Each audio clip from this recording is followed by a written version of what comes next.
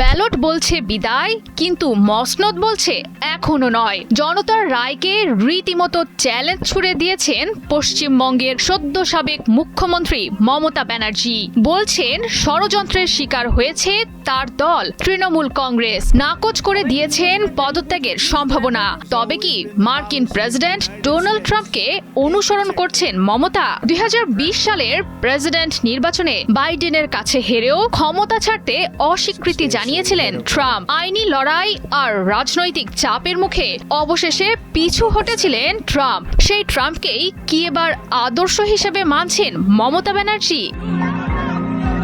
নির্বাচনী ফলাফল নিয়ে শুরু থেকেই নাখোশ ছিলেন মমতা। অভিযোগ, ভোটার তালিকা থেকে বাদ দেওয়া হয়েছে 90 লাখ নাম। জানান, জোর করে তার দলের প্রায় 100টি আসন ছিনিয়ে নেওয়া হয়েছে। দাবি করেন এর পেছনে ছিল প্রধানমন্ত্রী নরেন্দ্র মোদী এবং কেন্দ্রীয় স্বরাষ্ট্রমন্ত্রী অমিত শাহর প্রত্যক্ষ প্রভাব। ফল প্রকাশের পর ভারতের নির্বাচন কমিশনকে বিজেপি কমিশন বলেও অভিহিত করেন তিনি। বলেন, প্রধান নির্বাচন কমিশনার ছিলেন ভিলেনের ভূমিকায়। বিজেপিকে বিজয়ী করতে নির্বাচনে নেওয়া হয়েছে কারচুপির আশ্রয়। প্রহসনমূলক নির্বাচনে তাই পদত্যাগের প্রশ্নই ওঠে না। প্রথমে দলের ভরাডুবি, এরপর নিজ আসনে বিজেপি প্রার্থী শুভেন্দু ব্যানার্জির কাছে পরাজয়। তবুও ইস্তফা দিতে নারাজ মমতা। গেল মঙ্গলবার দলের ঘনিষ্ঠজনদের নিয়ে কালীঘাটে সংবাদ সম্মেলন করেন সত্য ক্ষমতা হারানো এই তৃণমূল নেত্রী। জানান, হার মানবেন না তিনি। তবে আগামী 7 মে শেষ হতে যাচ্ছে বর্তমান বিধানসভার মেয়াদ। এরপর নিয়ম অনুযায়ী মুখ্যমন্ত্রীর পদে থাকার বৈধতা নেই মমতা ব্যানার্জির। মমতার ইস্তফা না দেওয়ার প্রসঙ্গে মন্তব্য করেন কলকাতা হাইকোর্টের অবসরপ্রাপ্ত বিচারপতি দেবাশিস করগুপ্ত।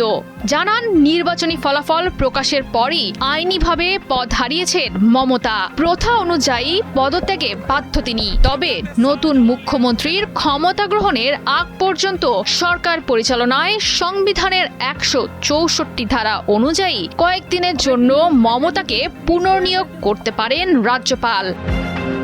তবে নিজ সিদ্ধান্তে অনড় মমতা।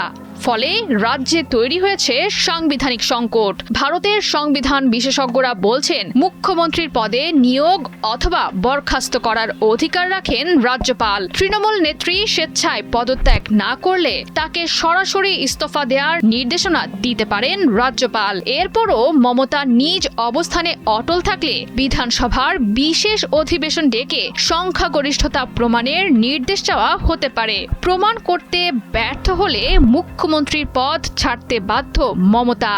এরপরও পদ আঁকড়ে থাকলে সংবিধানের 356 ধারা অনুযায়ী রাজ্যে রাষ্ট্রপতি শাসনের সুপারিশ করতে পারেন রাজ্যপাল। তখন স্বয়ংক্রিয়ভাবেই পদ হারাবেন মুখ্যমন্ত্রী। এদিকে পদত্যাগ না করলে মমতা ব্যানার্জিকে বরখাস্ত করার আহ্বান জানান আসামের মুখ্যমন্ত্রী হিমন্ত বিশ্ব শর্মা।